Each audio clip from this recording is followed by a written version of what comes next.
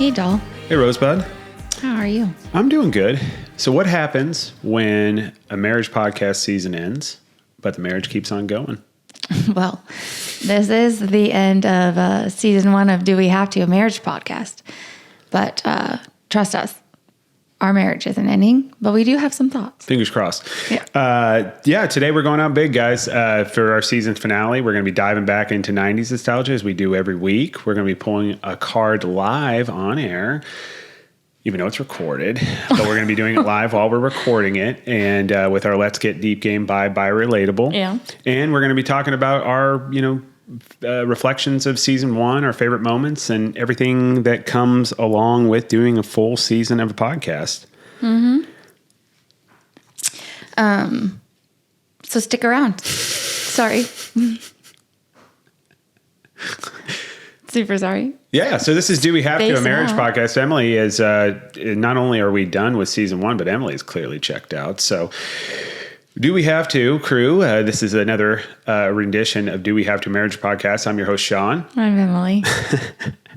Reading hooks are hard sometimes, babe. It's all right. I mean, I lost it. I lost where I was. Yeah, you froze. I did. It's the most low pressure thing ever. And Emily is just over there in a heated sweat. It's season 1. We're still allowed to make mistakes. Oh gosh. Yep. And that's the thing, guys, right? If you've been with us all season, you know that we like to talk about tough conversations in regards to marriage, disagree or debate them. And also, a lot of times laugh at them. Yeah. But as always, this is a not actual Family Studios production. And of course, none of this happens without our fearless leader, our executive producer, Colin Schmedium Maskell, who is yet to actually grace his presence on the show, I might add. Maybe one day. Maybe season 2. Maybe you never know. Season 2. Yep. He's the man, the myth, the medium-sized legend, and we love him dearly. Mm-hmm. Yep. So for today, again, we're going to be jumping first thing first. We're going to be getting nostalgic. As you all know, really, since maybe a little bit after we began this podcast, we really started doing a regular segment called the 90s Nostalgia segment, where we dive into whatever week that the podcast is going to be coming out. We like to go over that week and anything that was interesting that occurred, typically in the U.S., but also around the world, from a pop culture perspective, products, anything we grew up with. We like to discuss and speculate about wildly and relate it back to our time when we were kids, because we were babies of the 80s. We were children of the 90s. We grew up on clear Pepsi. We grew up on dial-up internet amongst burning sea. You don't remember clear Pepsi? Vaguely, but I don't know that I ever drank it. Emily didn't grow up on it, but we as children of the 90s grew up on it. Reasonably priced fast food menus. And with that, we're going to be focused on this week, the wonderful week of October 19th through the 25th. And there was actually some interesting things, especially one in relation to the music industry. So first things first, let's start with October 19th of 1990. Dances with Wolves premieres. Never saw it. Starring Kevin Costner. I do like Kevin Costner, but did you know that was I've never seen that movie. You've never seen Dances with Wolves? That won an Oscar. I'm sure it did. A lot of what I don't watch has won awards. And again, you want to relate this back to marriage. Emily and I could not be any more different when it comes to entertainment hobbies.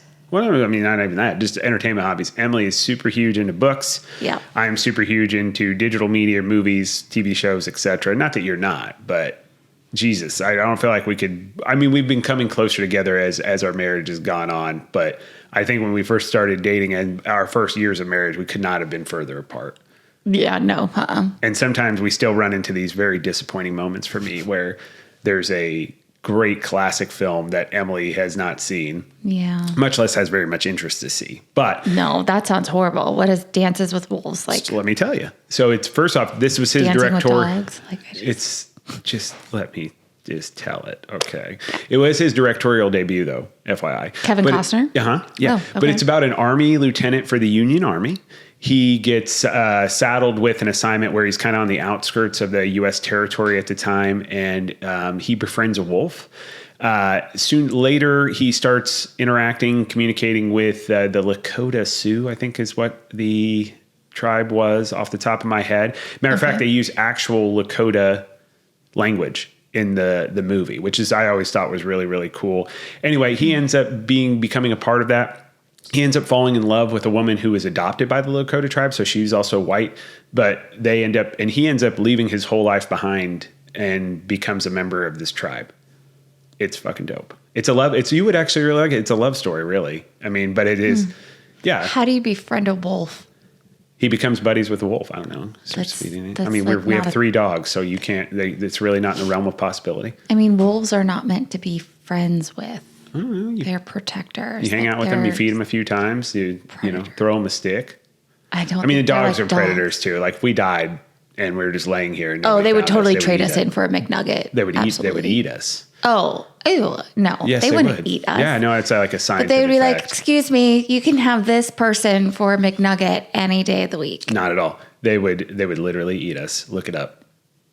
I don't want to look that up. Okay, fair enough. But what I'm saying is that our dogs, even though they're domesticated, it doesn't mean that you couldn't be friends with a wolf. You're telling me that little Minnie over there, who doesn't even like her kennel, unless it is properly pillowed and fluffy, comfy, cozy, would eat me. Yeah, I think if they were hungry enough, yes, I do. I don't think so. Their job she may is be to a survive. bloodhound, but no, she's not going to do that. Okay, well, maybe for another episode we can debate that wildly. Okay. But yeah, no, I highly recommend the movie, and we do own it, so at some point we will have to watch it. Maybe one day we do a watch along with it. Okay, maybe. October 19th, 1998, Believe by Cher is introduced. So this is her theme, and I think like that was her main track, like her release track for the album, and the album was released on the 22nd of that same year of October. I do like that song. That is a good song. That is a banger of a hit.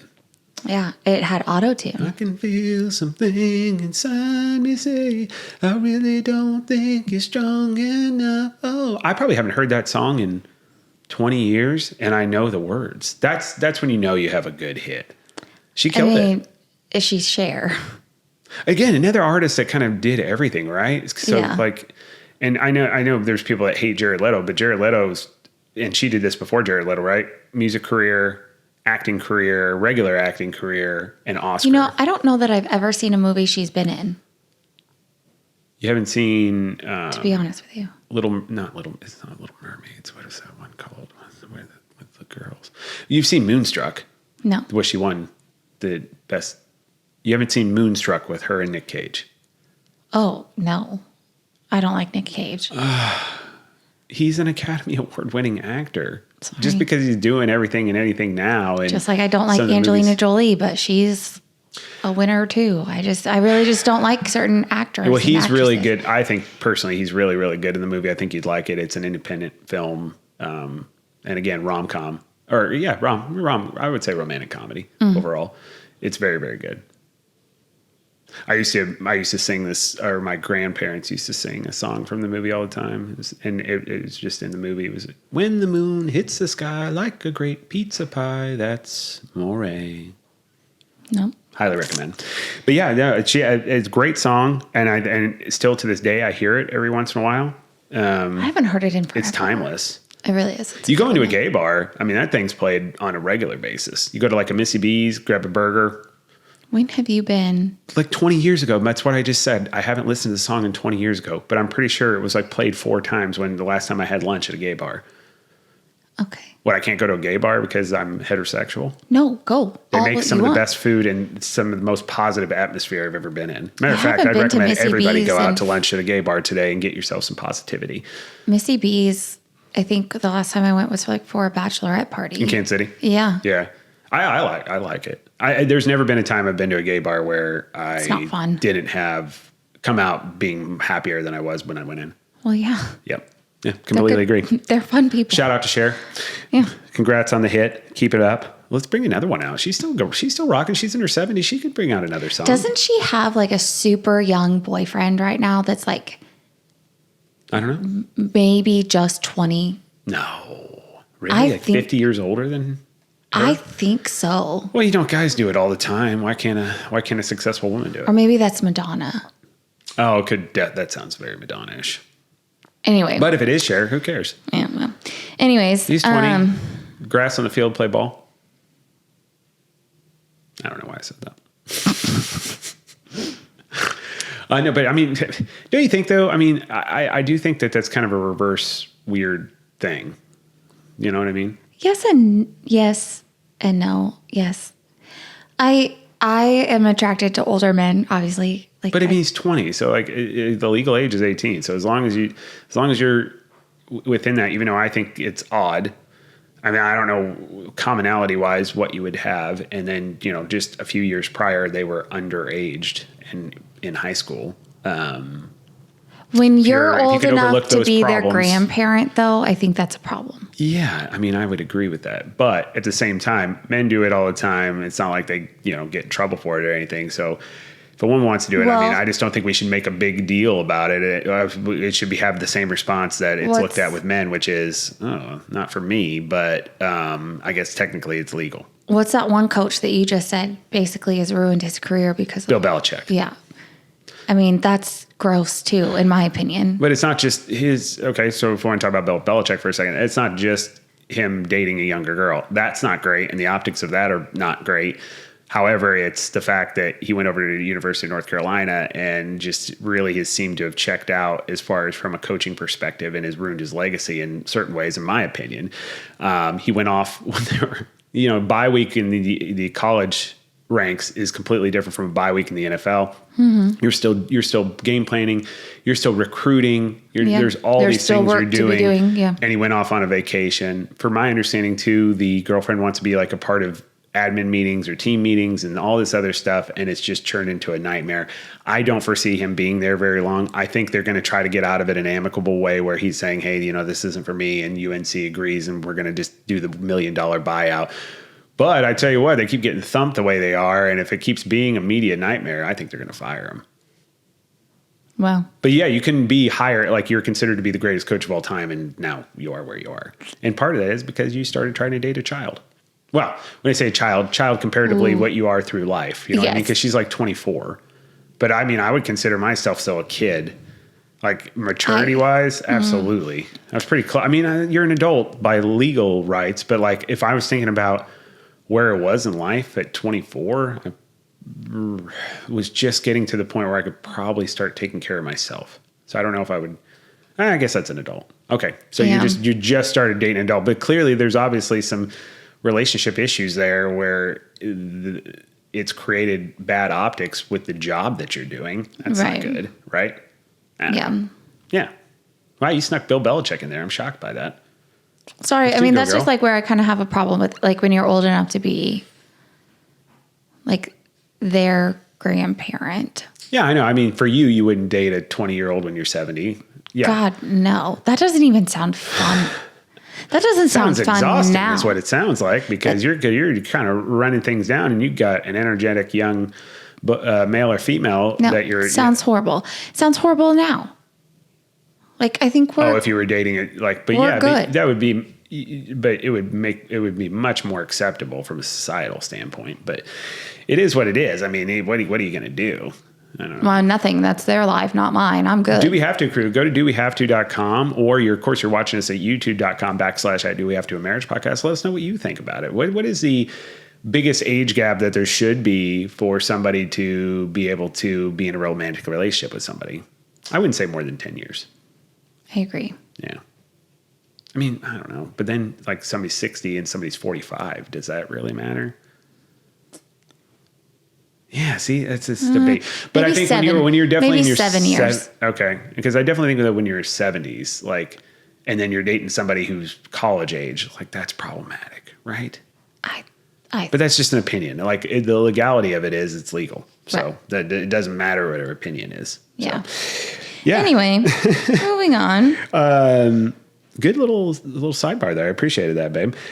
So this is a fun one. So this is a huge moment in technology. So this occurred during the month of October 1998. This lawsuit was ongoing and the decision was made. RIAA lawsuit. They sued Diamond Multimedia because they had a product called the Rio PMP 300, which was an MP3 player, one of the first ones. Okay. And their big thing was like, hey, you're just recording music that we sell, and we're not getting royalties or anything of that nature for it when these things are downloading or putting the music on the device for people to listen to. Court ruled that no, because it's not actually it's not a recording device. It's a device that you download the music from a hard drive, and the assumption is that the user, because it's on a computer hard drive, they purchase the music. Now, that's not going to say that there isn't going to be an issue with stealing music like from LimeWire or Napster, where that comes through, where those originally you could get music off and you could throw it on your MP3 player.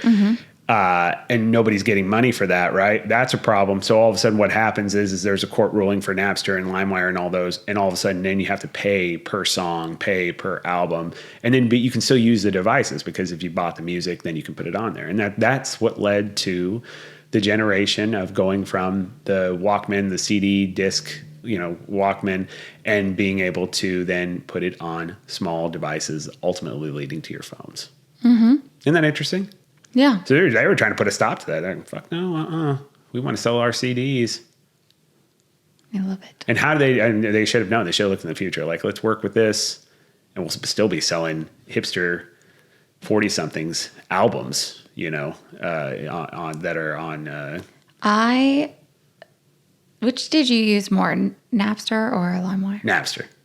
See, I Huge used LimeWire. Napster guy. Okay, well, I mean, that was the first thing that came up. But I think it's awesome too, full circle, that the movie Social Network. I didn't know when they started Facebook that eventually they hooked up with the guy who created Napster, who sounds like he's a fucking nightmare as a human being. But I think that's fucking dope. And his name was Sean. That's even better. Really? Yeah, I remember that. The guy's name's Sean. I can't remember his last name, but the dude's name is Sean that started Napster. I wonder what he does now. Yeah, but we have for our ability to get digital music. All that started with this attempt, though they already made the MP3 player at the time, but there was an attempt to stop it. And this court ruling allowed for that to open up, which then led to, obviously, the whole industry changing. Yeah. Yeah. Yeah. And thank you guys for diving in deep with us. Give us a shout. DoWeHaveTo.com. Again, we have socials. We'll give those out at our social media accounts at the end of the show. Let us know what you think. Tell us about your moments related to the things that we talked about today. When was the last time you bumped to Believe by Cher? And when was your first MP3 player? Then, well, hey, LimeWire versus Napster. Which one did you guys have, and which one did you prefer? Yeah. Yeah. Which was your first MP3 player? It was just a generic one that I got for Christmas or whatever. I don't even remember the name of it because the market got flooded with it initially, and then you had your big time creators, which eventually ended up being Apple, right, with the iPod, and then you had even Microsoft trying to get in with the Zune or whatever it is, and then that went out of business, of course. But then the major providers got involved, and then of course a lot of the ancillary. Do you remember your first iPod? I do. Which one was it? It was, actually the first one I got, Connor got one that had video on it. Like that we could play music videos for the first time. It was like the fat one. I got maybe a Nano, or it was the one that you could clip on. The Shuffle. That's that was the the first one I got. The clip-on one. Clip on, which I really like that. I mean, that was mine was for hot working pink. out. Yeah, that's dope as hell. It. Yep.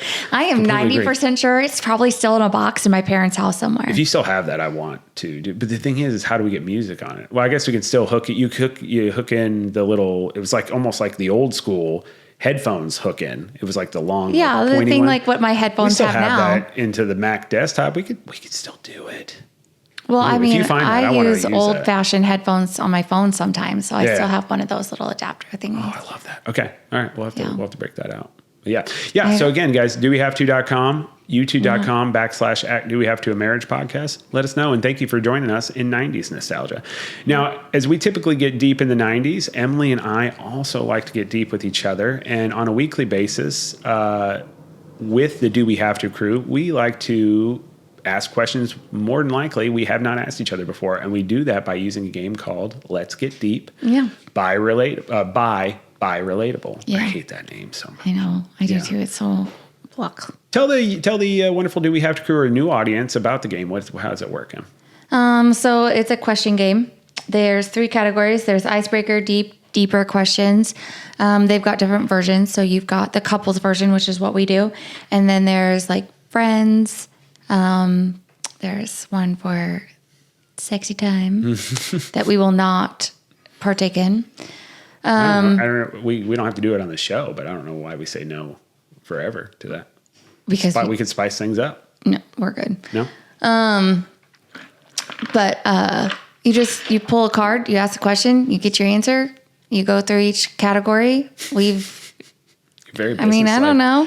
Well, and it's pretty much just a question game. This game was featured on Secret Lives of Mormon Wives, which I highly recommend that show on Hulu.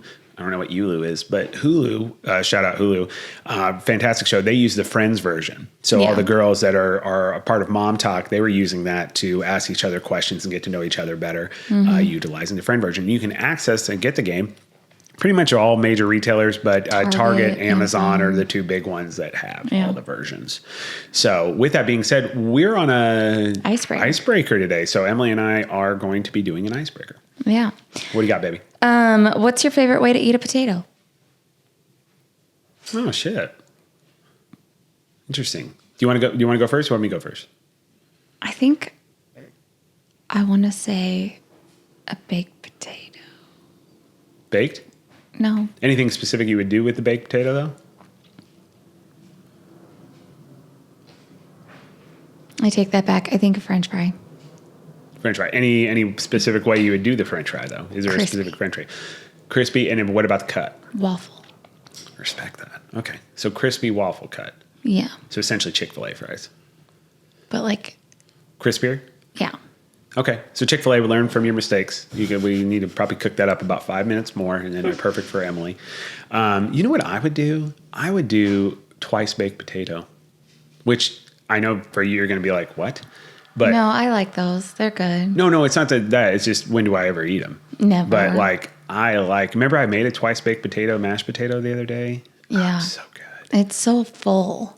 Yeah, it's a heavy starchy vegetable with a bunch of cheese and butter and all other kinds of stuff. I enjoy a good baked potato, but I can't make a good baked potato here at home. Yeah, I'm not very good at it. Oh, that's not true. You've done a pretty good job. I just don't feel like they're good flavor.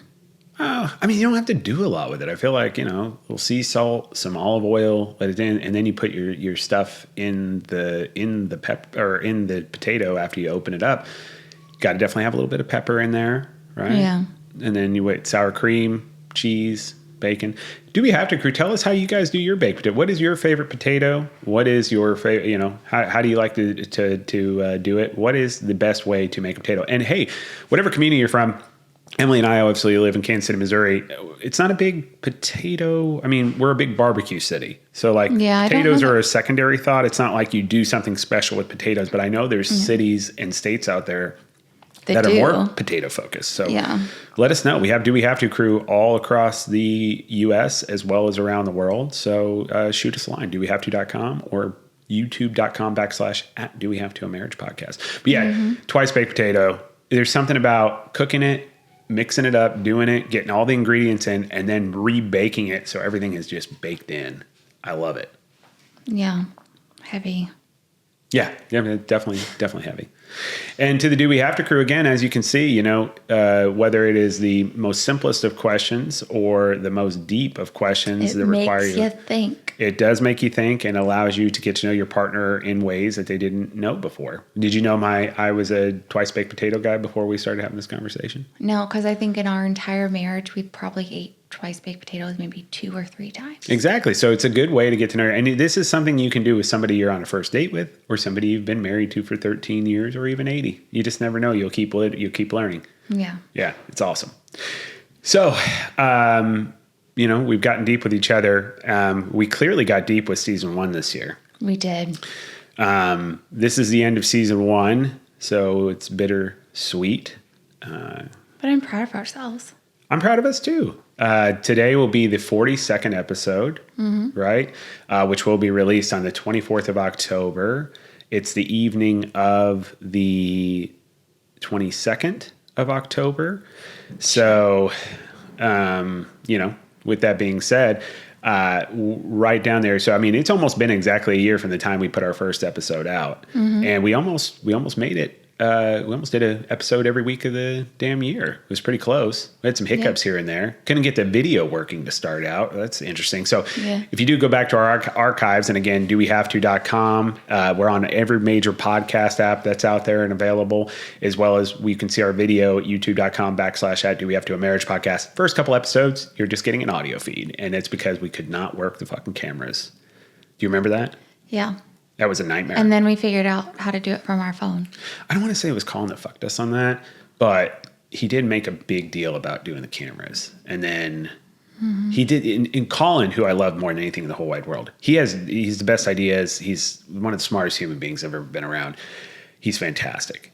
Sometimes what he does is he'll talk something up, and then he'll and you guys may have family like this, talk something up real big. And then as you're like, okay, I'm going to do it. And he's like, well, or you could just do this other thing and kind of leave it up to where no matter who made the decision, it's really your fault if it doesn't work out. And that's exactly what he did. He was like, these cameras are awesome. They're a little expensive, but they're with the price versus the quality. You're getting a really good camera. We can use that, and then we can get we can have a third one, do a long shot, blah blah blah blah blah. And I was like, I'm sold. And then he was like, just a day or two later, or you could just use your phones, and it'd be pretty easy. You won't have to spend blah blah blah blah blah. And so of course we jumped into the camera. Camera wouldn't ever stay on, constantly turned off. It was a fucking nightmare. But we got it fixed, and now we're on film, and we were using the phone, which is what we should have done from the first place. Again, not saying it's Colin's fault, but still, nonetheless. He's going to be so angry. He's not going to be angry. He loves us, and he totally doesn't regret doing the show at all. But hey, let's just start out first things first. Again, people listen to podcasts for all different reasons. A lot of times they see a topic they want to listen to and then they tune in, right? So completely understand that we have people that have listened to the show all over the place or just once, but we did have a journey where we started. So now looking back on it and looking back on your initial reasons for starting the podcast, what were those? And then, initially, or now looking back on it, has any of that kind of perspective changed or your mindset changed about it?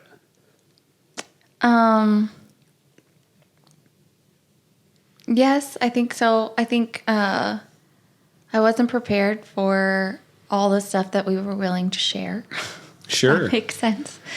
You have always try to be as guarded as possible, which is kind of hard when you want to do a marriage podcast where you want people to know about you so they can kind of maybe hopefully not improve their marriages if we're telling them what to do, but learn from things that we've run into and maybe be able to course correct themselves. Yeah. I think I'm ready to share a little bit more. Nice. Just because of some of the experiences we've been through. Like some of our bedroom moves? No. No, some things as a married couple with children, some of the things that we've gone through as parents. Yeah. If you think we've needed work on marriage, just wait until we get more in talking about being parents. I think, there's some things that you don't talk about a lot. And at the end of the day, when you finally do break down and have that conversation, those hard conversations, you realize you're really not alone. And a lot of what other parents are going through, you're going through. And you would never guess. And you feel that shame and stuff. And, you can see the shame that they carry. And then at the end of the day, you're both well, why didn't we talk to each other first? We could have saved ourselves so much heartbreak, so much stress and anxiety. And even just, not just with parenting, but just spouse stuff.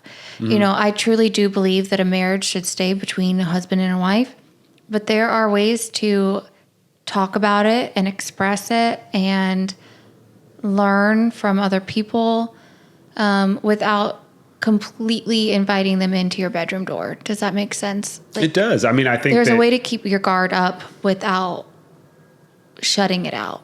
Yeah, I to your point, I completely agree. I think where you have to have a boundary or a wall up from allowing other people to infiltrate your marriage is when the decision-making process starts. So having conversations, gathering information so you can make the most informed decision, I think that's something that we should all be able to talk about. I think we live in a society, unfortunately, that if you have a problem or if you've not done something right, especially the cancer culture we live in, you make a mistake, like you're just a piece of shit and that's it. So I think a lot of people are really uncomfortable having those conversations, even with probably their own partners now. I mean, it's just one of those things. Everybody has to give off this perception that life's perfect. And I think 99.9% of us every day have something happen where you're laying in bed and you're thinking about it at night. And with that, it's nice to know that there's other people struggling with it and that there's different ways to attack it. Now, where you need to be protective and where I think that's what been a learning process for us is like having the conversations, but then a lot of times we've already had the decision-making point part of that discussion.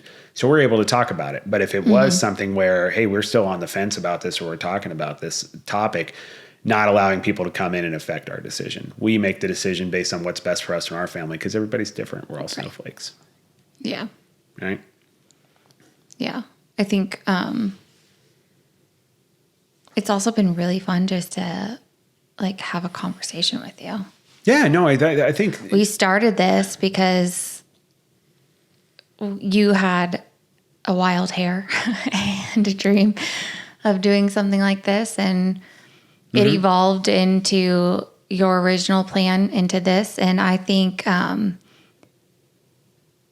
that's a good point. That's another place where Colin fucked me. We were gonna do a talking dad stuff, a podcast about dads, just talking about dad stuff. And no, I mean, I'm very thankful it worked out the way it did because it's allowed. I mean, don't you think what do you think the overall effect on our marriage has been? I think it's brought us closer. I think so. Sometimes, I will be honest, sometimes it's created tension. Absolutely. This is a lot of work. Something we have to go through. Yeah. And a lot of it I don't do. Out of choice. Yes. Sean does 99.9% of all of it. I don't need any accolades of that nature. I no, will say, I'm not giving them. Like, I'm not just saying that to say that. I'm just saying you do all of the work, the day behind the scenes stuff. Well, I really besides don't. Colin.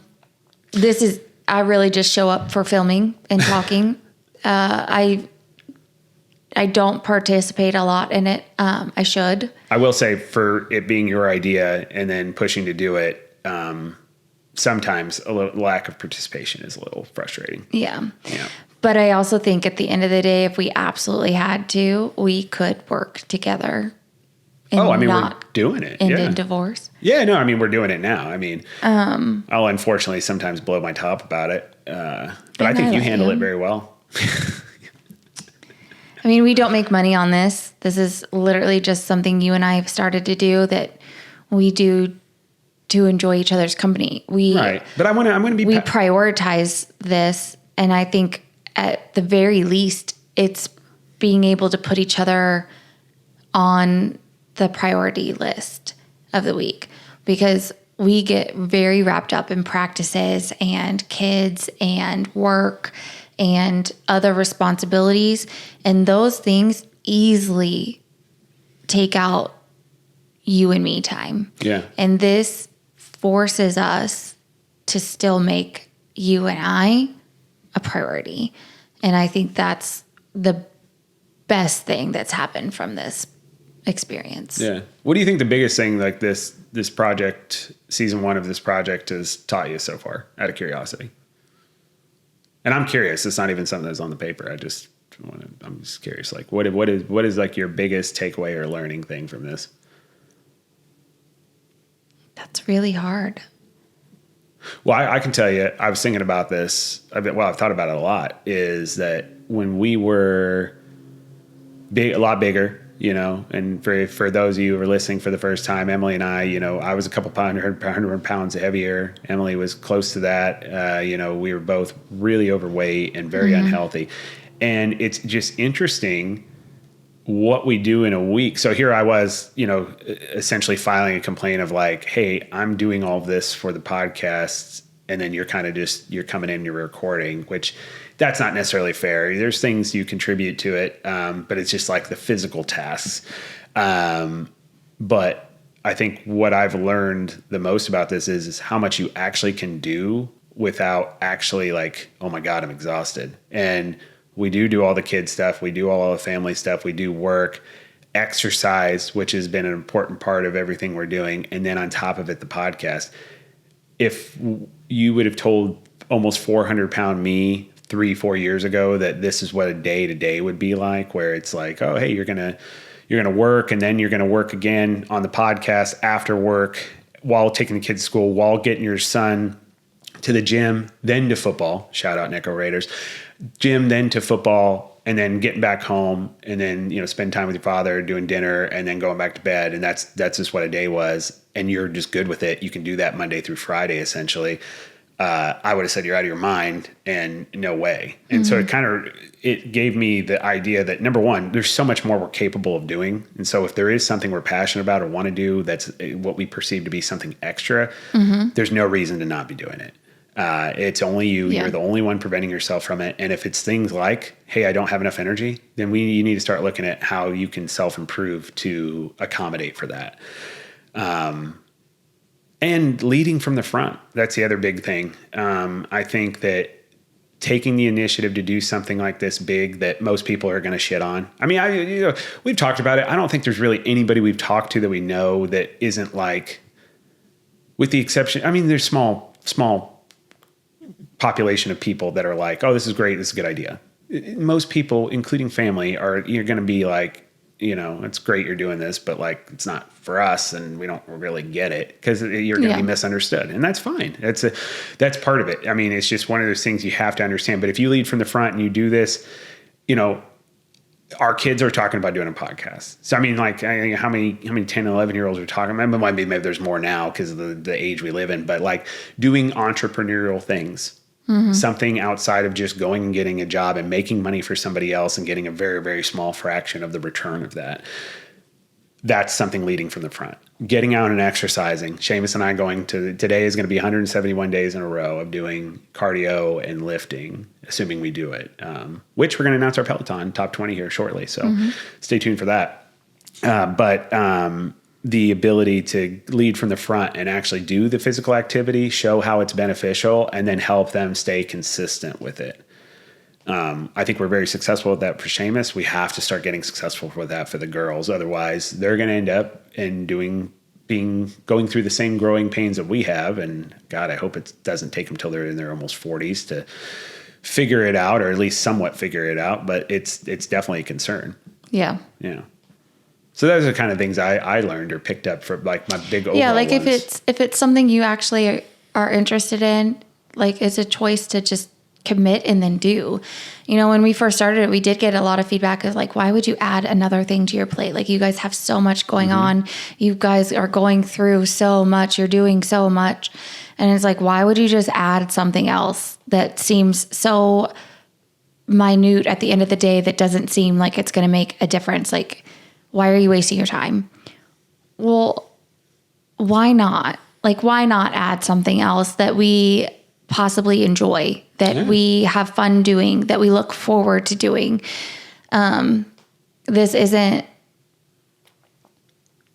a chore per se. Like, I'm not saying that kids are and all that stuff. I'm saying that there's a lot of parenting that is very task oriented. Yeah, but this is something that's really just reserved for you and I. And I think whether it turns out to be something great and big, it would be wonderful. But regardless, I think we could be doing this for years, just you and me.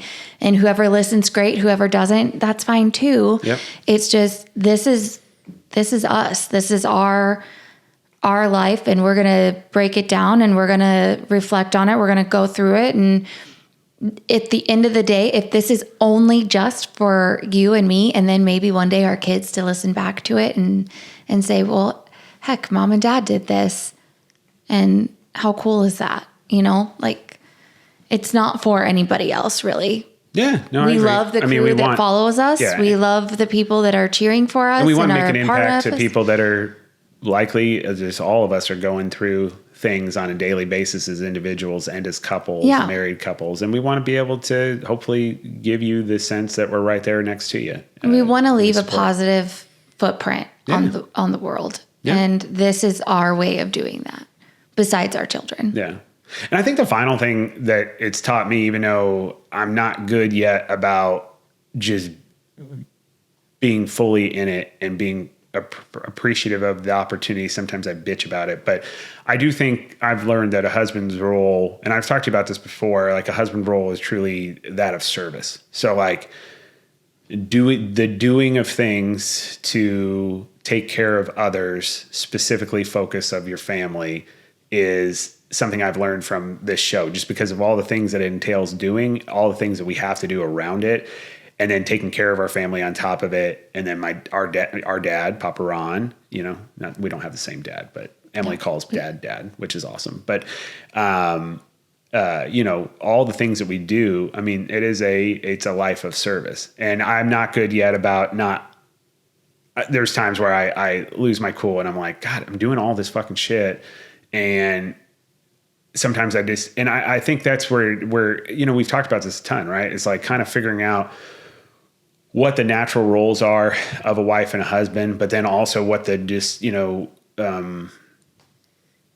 synthetic roles are because of whatever your environment is, whatever your job situation is, and then mirroring those together, the natural versus synthetic. And I think naturally, husbands most of us are people of service. And I think at least, I can only go by you, but like, I think you're very supportive, and like, you fill in and do the things that need to be done. You know what I mean? And like, how do we mirror those together? But then how are we appreciative of those roles and not complaining about them? Because typically when something's your role, that means kind of nobody else is coming there to help you. You're just kind of manning that on yourself or womaning that on yourself. And, I think times it can be frustrating and not allowing it to, like, at least for me, not allowing it to get outside of that. But yeah, I don't know, I've learned a lot about myself. I've learned a lot about you, and it's been a very overall appreciative experience. Now, I haven't always handled it like that, but that's the way it is. Yeah. Yeah. I don't know. What do you think as far as, I actually only have I think from a social media perspective, only gotten this question once. So it's not like everybody's just clamoring to know if we're going to do another season. But what are your thoughts on season 2? And what do you think off the top of your head? Because, I mean, we haven't really strategically talked about this. We haven't even had a meeting with Colin yet. I mean, I know for what the plans are, but as far as like specifically what we want to really focus on this season, what are you thinking? I mean, I do think we'll do a season 2. Yep. I kind of want to be a little bit more strategic about what we talk about. Yeah. And I do want to bring some more parenting in. I know that this is the marriage podcast, but well, I mean, the parenting affects the marriage. It especially really when does. You decide to have the kids, it's a part of your marriage. And like our kids are going into they're not going in. They are in. 2 out of our 3 are in the tween phase. Oh, yeah. And I am not prepared for tween, teen, any of it. So there's definitely been behavioral changes. I would like to get more, do we have to crew involvement in, because we know you're listening. We know you care. We know you'll send us stuff, when we ask, but I would definitely like to get more involved with you guys and hear your thoughts and challenges and bring them more to the forefront. But yeah, I want to dive deeper. I feel like our marriage, we celebrate our 13th wedding anniversary. So our marriage is, completely evolved time and time again. Yeah. And I think we're in a whole new family cycle, if that makes sense. Like our whole family has evolved into something, into a new phase. And so I kind of want to dive into that with the crew. Yeah, I think that's great. And I think just the same thing with the show, right? If we're continuing to grow and evolve, that's the same thing we need to do with the show. So yeah, I would completely agree. I do think that there is some room for uniformity of, I think a lot of times, especially you're doing the first season of podcast, there's topics that come up out of nowhere that are important. You know, we've done episodes on the cheating scandal that took place with that CEO at the Coldplay concert and his executive that she worked for him. Yeah. Things like that pop up. Then there's pop culture things, and there's political things, and it's just like, you know, you're trying to make sure you're talking about things while they do have an effect on marriage, while they do revolve around marriage, or you take that topic back to marriage or relationships. You know, you're trying to make sure you're talking about things that are relevant during the time. And I think at least I know for me, because a lot of times I'm the one organizing what we talk about. I can do a better job of like, you know, specifically like, hey, or are we touching something politically that's affecting marriages once a month? Are we talking about something from how do we improve being married couple? How do we improve being some sort of improvement? Then, you know, there's great times to do things where even though it's not directly related to this is how you can save your marriage, blah, blah, blah, blah, blah, you know, kind of bullshit, because that's what it is. It's bullshit. I mean, we're not that's why we really that's why we really talk about our own experiences and don't tell people what to do. It's because if somebody's telling you how to do something, I mean, I just find a lot of that stuff to be bullshit. There's experts out there, so it's important to get the information. But if you're just a talking head like we are, all we can do is go off our own experience, what's worked, what hasn't worked, what's been bad, right? What's been good. But we also like to talk, there's things we like to do to grow our relationship, you know, and there's fun things we can talk about, pop culture topics, Taylor Swift, things that have been important in movies, 90s nostalgia, things that have been important in our lives. And there's plenty of people out there that appreciated the time they grew up in. Yeah. So there's things like that too. So I think that when you do start listening to season 2, you'll see a more succinct, hey, I can expect these types of topics on a consistent basis. And I think that's the direction we're going to go. Yeah. Yeah. What is your favorite call-in moment? Favorite moment, you know, Colin's never actually been on the show. No. That eventually will change one day. I'm very confident about that. But what is your favorite moment that we've discussed Colin, our executive producer on the show? He's got a very infamous vibe.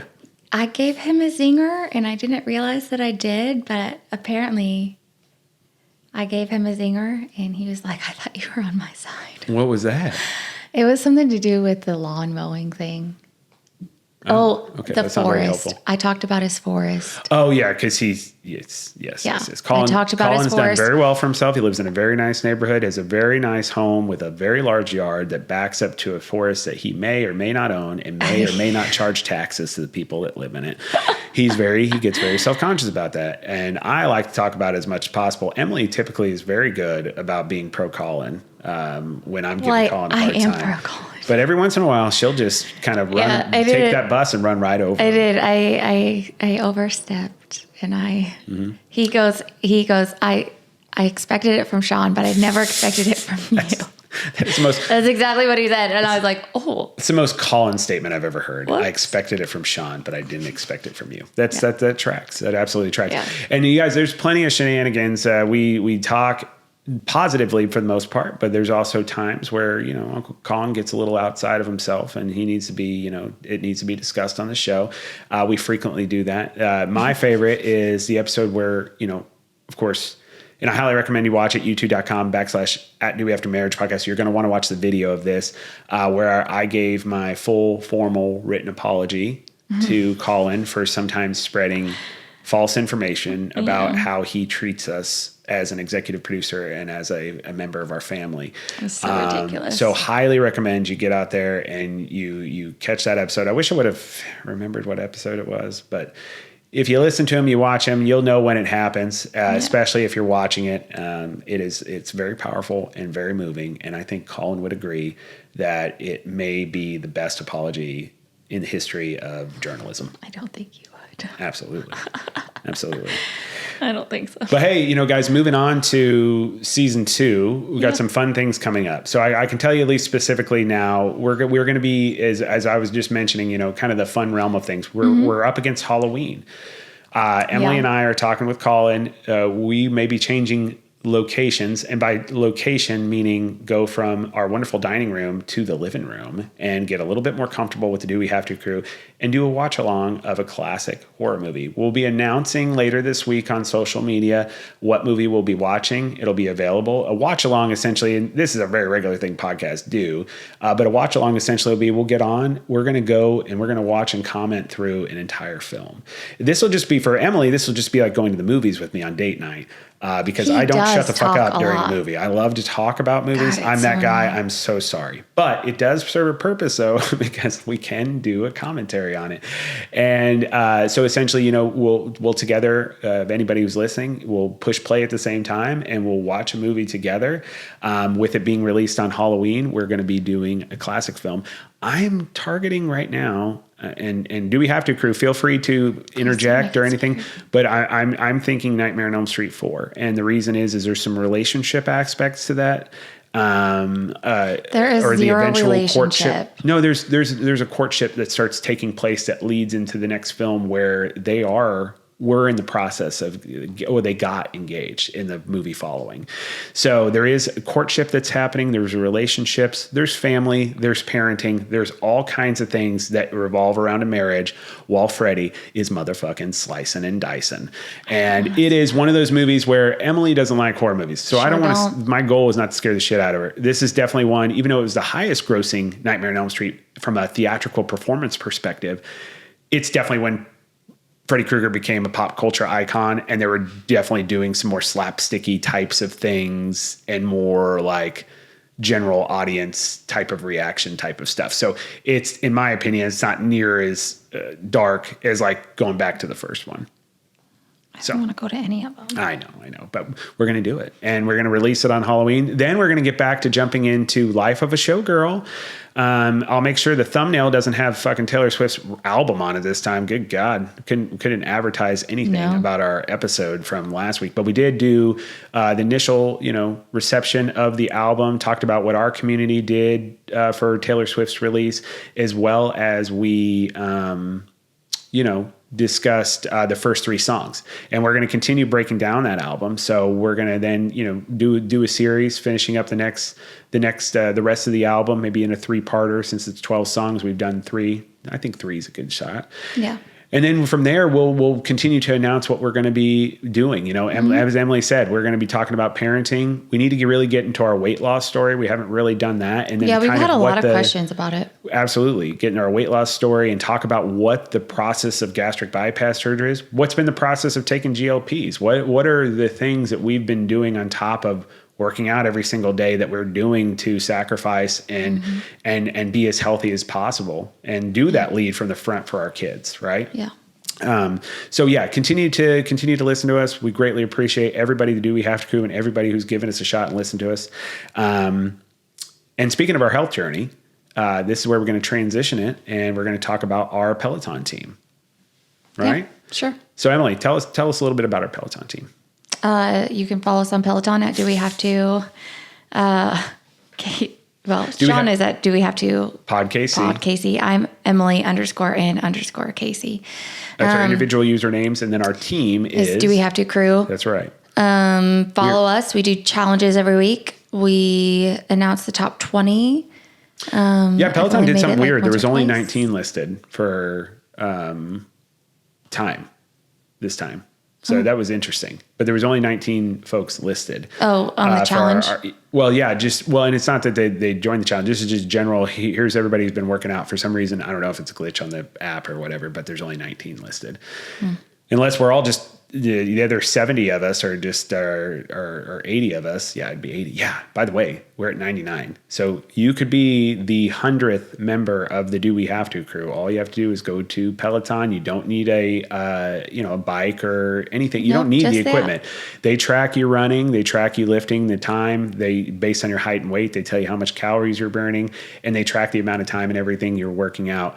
It's an awesome thing. And again, we do the top 20, and what we've been doing is we announce where the top 20 is. It ends on Sunday, but we do like to give a midweek update on where everybody's at to hopefully motivate everybody to get back out there in the gym and get into that top 10. Yeah.